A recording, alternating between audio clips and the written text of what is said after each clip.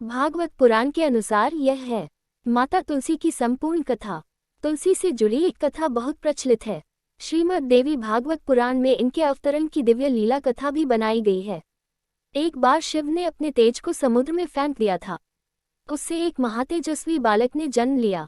यह बालक आगे चलकर जलंधर के नाम से पराक्रमी दैत्य राजा बना। इसकी राजधानी का नाम जलंधर नगरी था। दैत्यराज कालनेमी की कन्या वृंदा का विवाह जलंधर से हुआ। जलंधर महाराक्षस था। अपनी सत्ता के मद में चूर उसने माता लक्ष्मी को पाने की कामना से युद्ध किया, परंतु समुद्र से ही उत्पन्न होने के कारण माता लक्ष्मी ने उसे अपने भाई के रूप में स्वीकार किया। वहां से पराजित होकर वह देवी पार्वती को पाने की लालसा से कैलाश पर्वत पर गया। भगवान देवाधिदेव शिव का ही रूप धरकर माता पार्वती के समीप गया, परंतु मां ने अपने युगबल से उसे तुरंत पहचान लिया तथा वहां से अंतर्ध्यान हो गई। देवी पार्वती ने क्रुद्ध होकर सारा वृतांत भगवान विष्णु को सुनाया। जलंधर की पत्नी वृंदा अत्यंत पतिव्रता स्त्री थी। उसी के पतिव्रत धर्म की शक्ति से जलंधर न तो मारा जाता था और न ही पराजित होता था। इसीलिए जलंधर का नाश करने के लिए वृंदा के पतिव्रत धर्म को भंग करना बहुत जरूरी था। इसी कारण भगवान विष्णु ऋषि का वेश धारण कर वन में जा पहुंचे, जहां वृंदा अकेली भ्रमण कर रही थी।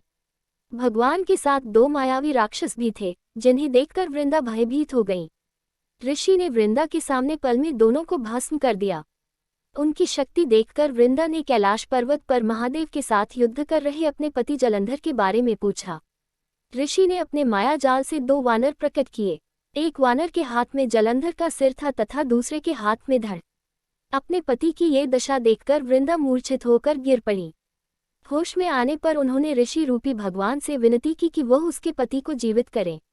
भगवान ने अपनी माया से पुनः जलंधर का सिर धड़ से जोड़ दिया, परंतु स्वयं भी वह उसी शरीर में प्रवेश कर गए। वृंदा को इस छल का जरा आभास न हुआ। जलंधर बने भगवान के साथ वृंदा पतिव्रता का व्यवहार करने लगी, जिससे उसका सतीत्व भंग हो गया। ऐसा होते ही वृंदा का पति जलंधर युद्ध में हार गया।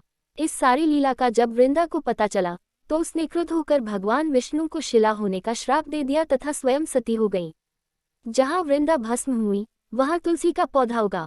भगवान विष्णु ने वृंदा से कहा, हे वृंदा, तुम अपने सतीत्व के कारण मुझे लक्ष्मी से भी अधिक प्रिय हो गई हो।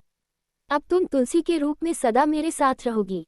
जो मनुष्य भी मेरे शालिग्राम रूप के साथ तुलसी का विवाह करेगा उसे इस लोक और परलोक में विपुल यश प्राप्त होगा। जिस घर में तुलसी होती है वहां यम के दूत भी असमय नहीं जा सकते। गंगा व नर्मदा के जल में स्नान तथा तुलसी का पूजन बराबर माना जाता है। चाहे मनुष्य कितना भी पापी क्यों न हो, मृत्यु के समय जिसके प्राण मंजरी रहित तुलसी और गंगा जल मुख में रखकर निकल जाते हैं, वह पापों से मुक्त होकर वैकुंठ धाम को प्राप्त होता है। जो मनुष्य तुलसी व आंवलों की छाया में अपने पितरों का श्राद्ध करता है, उसके पितर मोक्ष को प्राप्त हो जाते हैं। उसी दैत्य जलंधर की यह भूमि जलंधर नाम से विख्यात है। सती वृंदा का मंदिर मोहल्ला कोट किशनचंद में स्थित है। कहते हैं इस स्थान पर एक प्राचीन गुफा थी जो सीधी हरिद्वार तक जाती थी। सच्चे मन से 40 दिन तक सती वृंदा देवी के मंदिर में पूजा करने से सभी मनोरथ पूर्ण होते हैं।